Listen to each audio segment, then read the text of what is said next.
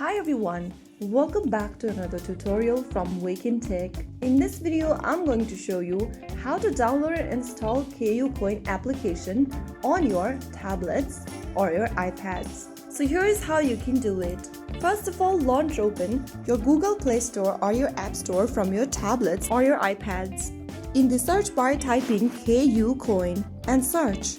From the search results, look for the KuCoin Buy Bitcoin and Crypto app and tap on the install button to begin the download process. On your iPad, you may need to tap on the Get button and authorize with your Face ID, Touch ID, or your Apple ID password.